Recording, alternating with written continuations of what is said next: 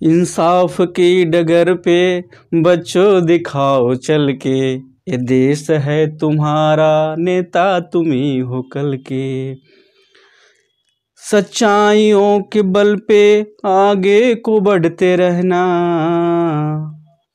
सच्चाइयों के बल पे आगे को बढ़ते रहना। और आगे क्या होगा, आगे आप लोग आएंगे, ठीक है। हेलो बच्चों, आप लोग ये गाना आगे आप लोग आएंगे, आप लोग के लिए यहाँ पे हमने छोड़ दिया है। मतलब इंसाफ की डगर पे बच्चों दिखाओ चल के, ये देश है तुम्हारा नेता तुम ही हो कल के। तुम नेता ही नहीं, अरे इंजीनियर हो, और क्या हो, डॉक्टर हो, और क्या हो, वकील हो। सिर्फ वकील ही नहीं, यहाँ तक जैसे मैं टीचर हूँ वैसे तुम टीचर भी हो। पूछो कैसे? क्योंकि तुम जब पढ़ोगे तो एक इंजीनियर बनोगे, एक डॉक्टर बन सकता है, कोई मास्टर बन सकता है, कोई नेता बन सकता है, यहाँ तक प्रधानमंत्री और राष्ट्रपति भी बन सकता है। मतलब बनाने वाला कौन है? हम ही लोग हैं। हम लोग जैसे टीचर ही इस देश को एक इंजीनियर, एक डॉक्टर, एक नेता, लीडर देते हैं। तो इसीलिए हम गाए हैं, इंसाफ के डगर पे बच्चों दिखाओ चल के, ये देश है तुम्हारा नेता तुम ही हो कल के। तो बच्चों आप लोग सही रास्ते पे चलेंगे और मन से पढ़ाई करेंगे, ओके। मन से जो नहीं पढ़ता है वो कहता है कि यार हम डॉक्टर तो नहीं बन पाए, हम इंजीनियर नहीं बन पाए। तो क्यों? क्योंकि वह अच्छे से नहीं पढ़ाई किया है। तो work value work, play value play, that is way to be happy and gay. मतलब सारी खुशी, सारी सफलताओं का राज एक ही है कि जो भी आप काम करें मन से करेंगे, ठीक है। तो आइए बच्चों, आज हम लोग एक नया टॉपिक्स पढ़ेंगे सेल्स ऑर्गेनेल्स का। आप लोग जानते हैं कि कौन सा चैप्टर चल रहा था? The fundamental unit of life, cell, है ना। 9th क्लास का बायोलॉजी का यह फर्स्ट चैप्टर है।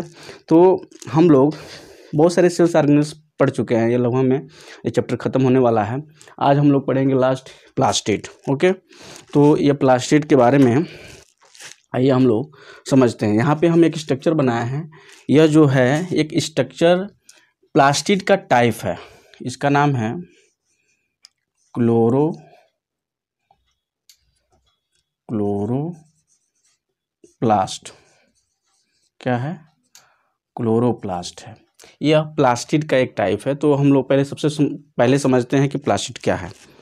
तो प्लास्टिड की डिस्कवरी सबसे पहले हैकेल्स नाम के एक साइंटिस्ट ने किया था। HEACKEL, हैकेल नाम के साइंटिस्ट ने 1865 में किया था, ठीक है। Haeckel's was discovered plastid in 1865, okay. तो प्लास्टिड की खोज सभी सेल्स के अंदर नहीं हुई, या कुछ ऐसे सेल्स हैं जिसके अंदर ही ये पाया गया। यानी हम कहें कि जैसे एनिमल सेल्स यानी यूकैरियोटिक सेल्स होता है, प्रोकैरियोटिक सेल्स होता है।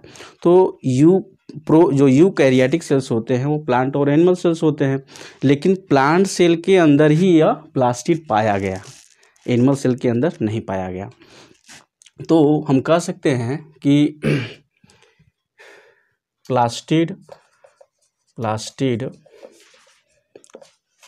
plastids are found in only in green plant cell, green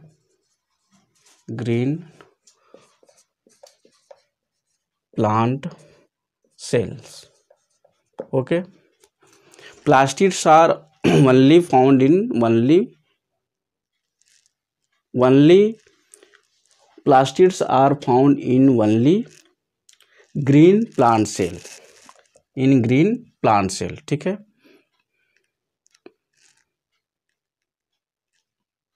cell, okay.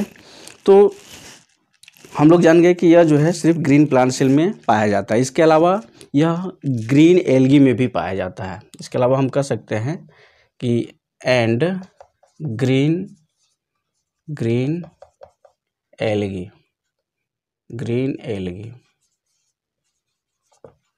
Green algae cell लिख लीजिए, ग्रीन एल्गी सेल। तो यह प्लास्टिड जो है प्रोकैरियोटिक सेल्स के अंदर नहीं पाया जाता, तो हम कह सकते हैं कि और एनिमल सेल्स के अंदर भी नहीं पाया जाता है, तो हम ये भी लिख सकते हैं। नेक्स्ट जो टॉपिक्स होगी ये भी लिख सकते हैं कि plastids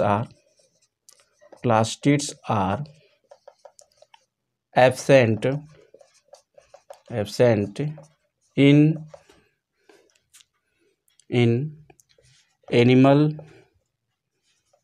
animal cells and prokaryotic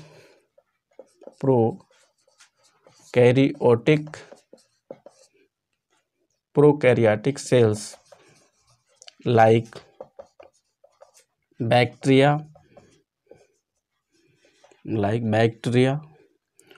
blue green algae,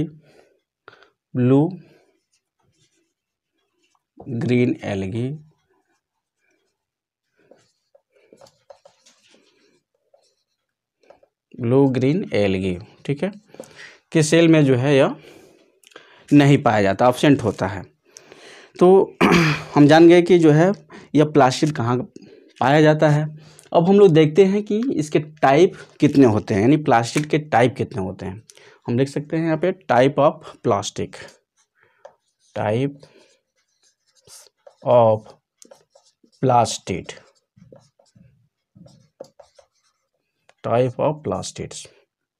ठीक है बच्चों। तो हम प्लास्टिड को अगर हम क्लासिफाइड करें तो यह कई टाइप के प्लास्टिड होता है। प्लास्टिड्स को अगर हम क्लासिफाइड करें तो यह जो है मेनली टू टाइप का होता है। कौन कौन? तो एक होता है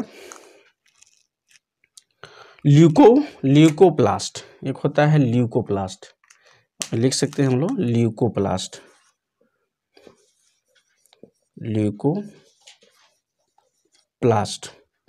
सेकेंड होता है क्रोमोप्लास्ट। ओके बच्चों, फर्स्ट हो गया ल्यूकोप्लास्ट, सेकेंड हो गया क्रोमोप्लास्ट। यह दो टाइप के जो है प्लास्टिड होते हैं। इसको हम लोग कहते हैं, जो ल्यूकोप्लास्ट होता है यह होता है कलरलेस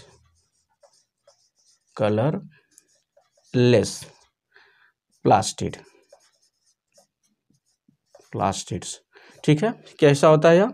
कलरलेस प्लास्टिड होता है। लेकिन इसको हम बोले क्रोमोप्लास्ट, या किस तरह का प्लास्टिड होगा? तो यह कलरफुल प्लास्टिड होता है, यानी कलर्ड प्लास्टिड होता है। लो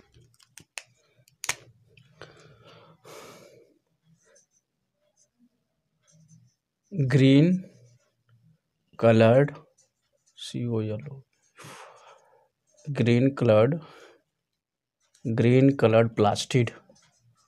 प्लास्टिड, ठीक है। ग्रीन कलर प्लास्टिड्स, जो ग्रीन कलर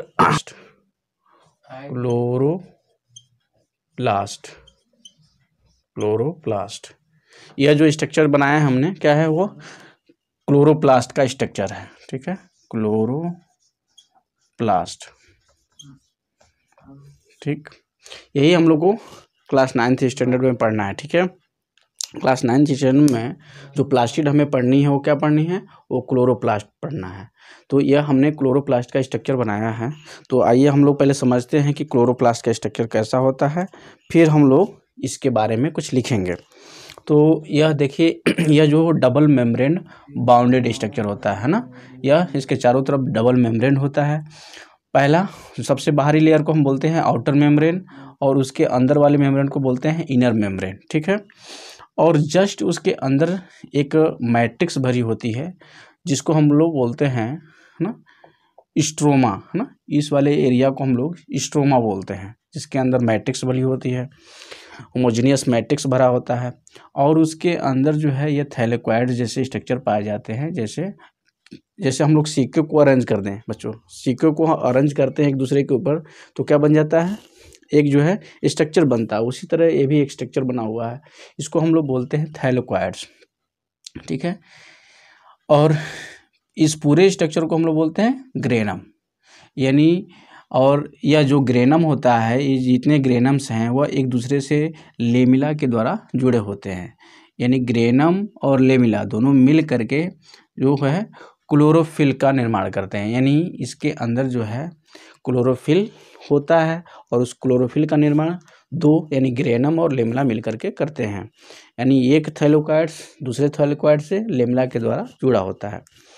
और इसके अंदर देखिए जो है एक थ्रेड लाइक स्ट्रक्चर दिखाई दे रहा है, जिसे हम लोग डीएनए के नाम से जानते हैं ना।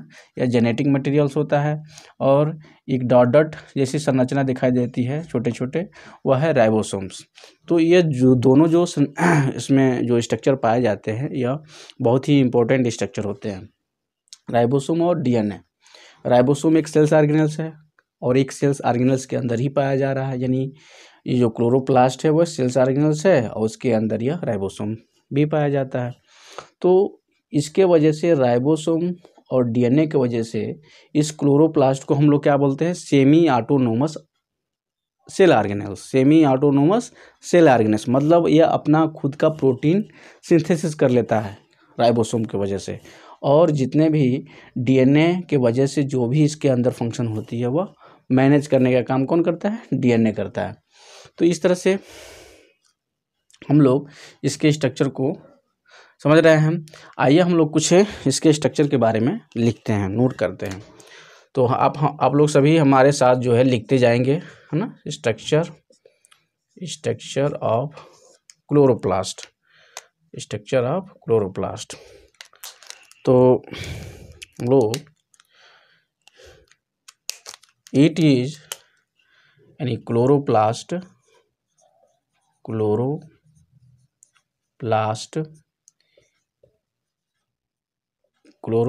Is a double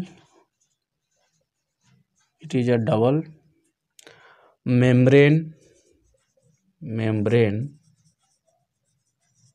bounded structure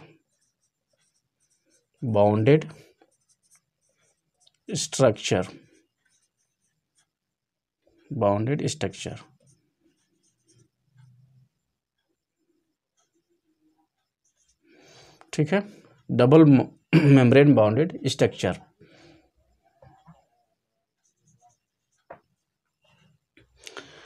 Chloroplast is a double membrane bounded structure. It is spherical and flattened shaped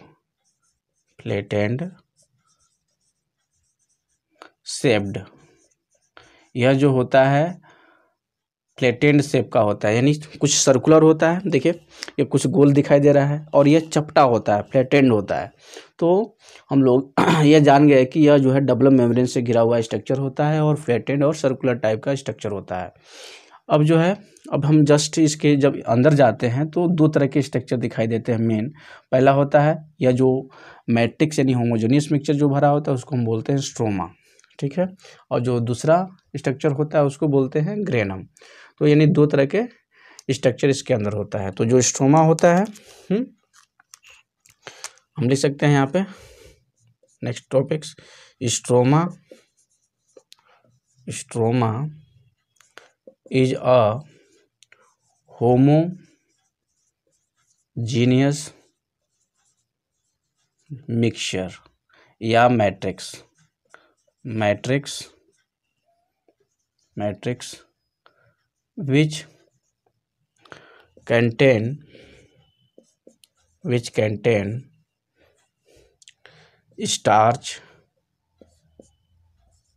which contain starch, carbohydrate,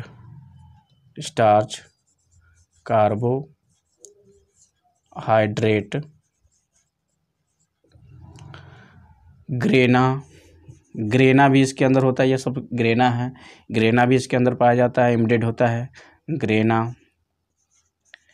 and grana, ribosome and DNA and DNA means हम ये कह सकते हैं कि stroma is a homogeneous mixture या homogeneous matrix which contains starch, carbohydrates, grana and ribosomes and DNA। मतलब इतने structure इसके अंदर एम्बेडेड होते हैं, ठीक है। किसके अंदर होते हैं? तो यह क्लोरोप्लास्ट के अंदर एम्बेडेड होते हैं अंदर। अब हम लोग नेक्स्ट बात करें स्ट्रक्चर से संबंधित, तो ये लिख सकते हैं कि granum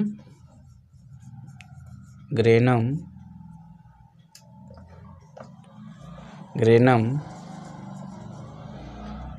are connected with a lamella यानी यह जो है लेमिला के द्वारा, जो ग्रेनम होते हैं वो लेमिला के द्वारा कनेक्टेड होते हैं, ठीक है। ये भी लिख सकते हैं हम लोग। इसके अलावा हम लोग ये कह सकते हैं कि granum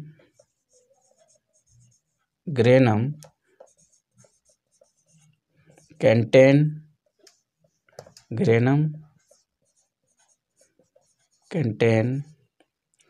green color pigment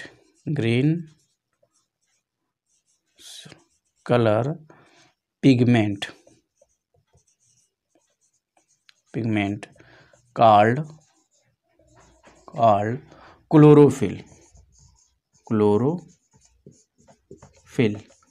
okay, means ये ग्रेनम होता है, इसी के अंदर जो है एक ग्रीन कलर का पिगमेंट पाया जाता है जिसे हम लोग क्लोरोफिल कहते हैं। और क्लोरोफिल क्या करता है? तो जो क्लोरोफिल होता है वह सन रेज को ट्रैप करता है, यानी कि सन रेज को खींच करके अपने अंदर, और फोटोसिंथेसिस की प्रोसेस में मदद करता है। यानी जो भी फोटोसिंथेसिस की प्रक्रिया होती है वो क्या होता है? इसी ग्रेनम के अंदर और स्ट्रोमा के अंदर होती है। तो हम लोग कह सकते हैं कि चलिए फर्स्ट आप लोग इसको इरेज कर लें, शॉर्ट स्क्रीन लेना है या स्क्रीन शॉट लेना है, ठीक है। तो अब हम लोग आगे बढ़ते हैं क्योंकि यहाँ पे जगह का कमी है। इरेज करते हैं हम लोग।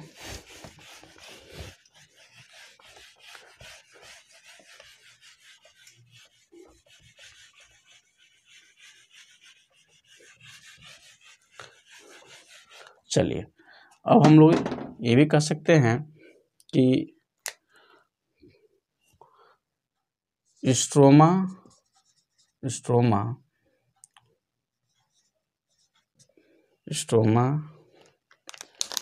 is a site of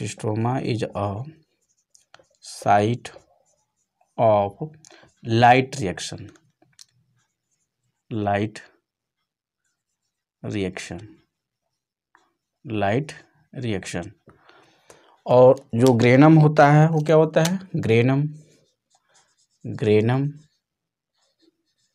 जो ग्रेनम होता है वह हम कह सकते हैं granum is a site of dark reaction. मतलब इसका granum is a site of dark reaction, stroma is a site of dark reaction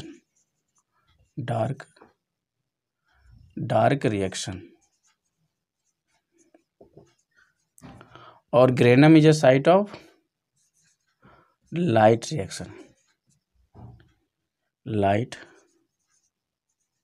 reaction. Okay, तो यानी जो लाइट रिएक्शन होती है वो डे के टाइम होती है, ग्रेनम के अंदर होता है, और डार्क जो रिएक्शन होता है वो स्ट्रोमा के अंदर होता है या नाइट के समय होती है। और दोनों ही प्रोसेस जब होती है तो क्या होता है? फोटोसिंथेसिस की प्रक्रिया संपन्न होती है और प्लांट अपना भोजन बना पाता है। यानी इसी क्लोरोप्लास्ट के वजह से प्लांट अपना भोजन बनाते हैं। तो हम लोग कह सकते हैं कि chloroplast is a kitchen house of the cell, ठीक है। Chloroplast is a kitchen house of the cell. कह सकते हैं कि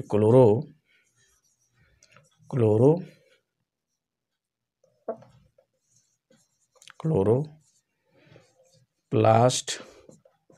is a kitchen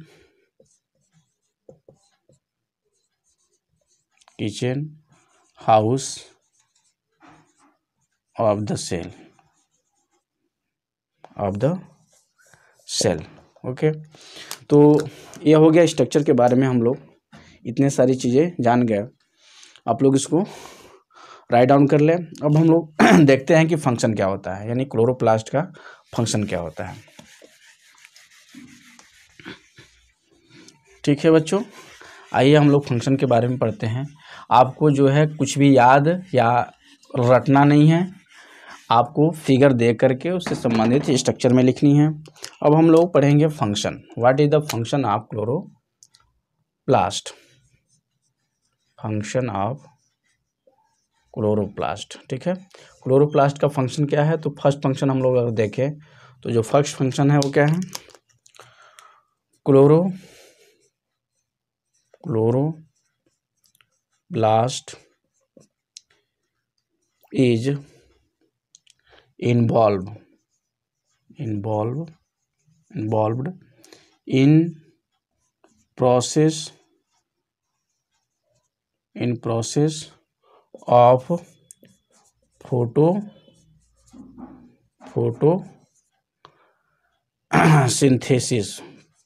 of photosynthesis to produce या to making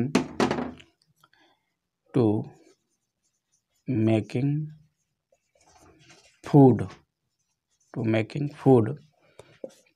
for the cell। Okay, या सेल कर सकते हैं या प्लांट कर सकते हैं, और सेल और प्लांट। ओके, मतलब जो क्लोरोप्लास्ट होता है वह एक प्रकार के प्रोसेस में इन्वॉल्व होता है, जैसे फोटोसिंथेसिस। और फोटोसिंथेसिस एक प्रक्रिया ऐसी होती है जो भोजन बनाने में, प्लांट के लिए भोजन बनाने में हेल्प करता है। यानी chloroplast is involved in the process of photosynthesis to making food for the cells और प्लांट। चलिए, ये हो गया फर्स्ट फंक्शन। नेक्स्ट जो फंक्शन है वह क्या है? आप लोग हमारे साथ भी लिखते चलेंगे। जो नेक्स्ट फंक्शन है वो है chromoplast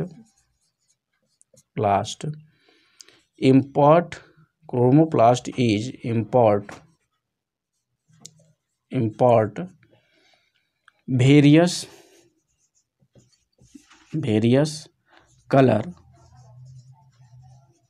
color to the flower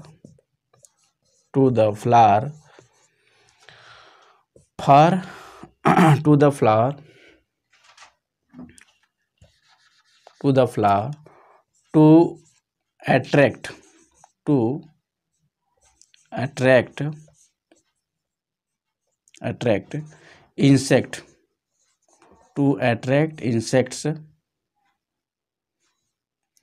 for pollination।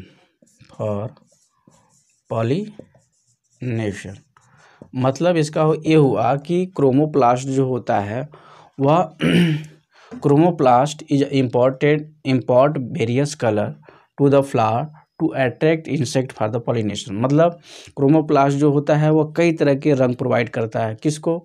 यानी फ्लावर को, और जिसके वजह से जो है वो फ्लावर्स रंग बिरंगे होते हैं, है ना।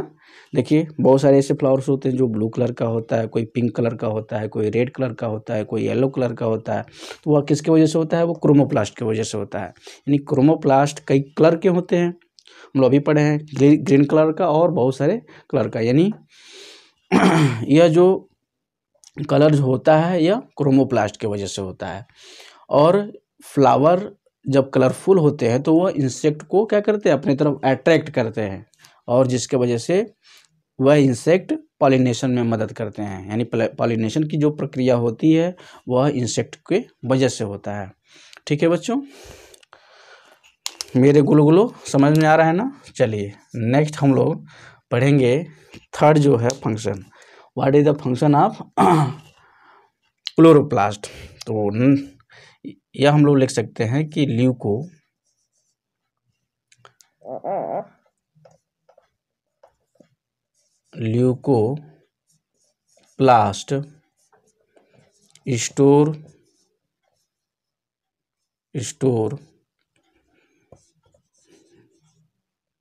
The products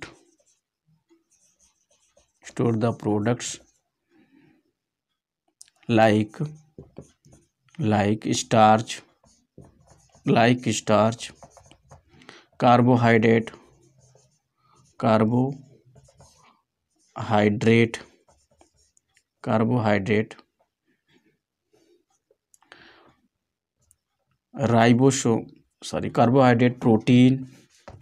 carbohydrate, protein